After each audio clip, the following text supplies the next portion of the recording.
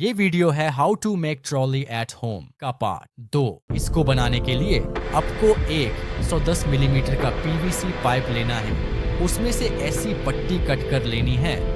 फिर पट्टी को आगे से गर्म करके उसको आगे से मोड़ लेना है।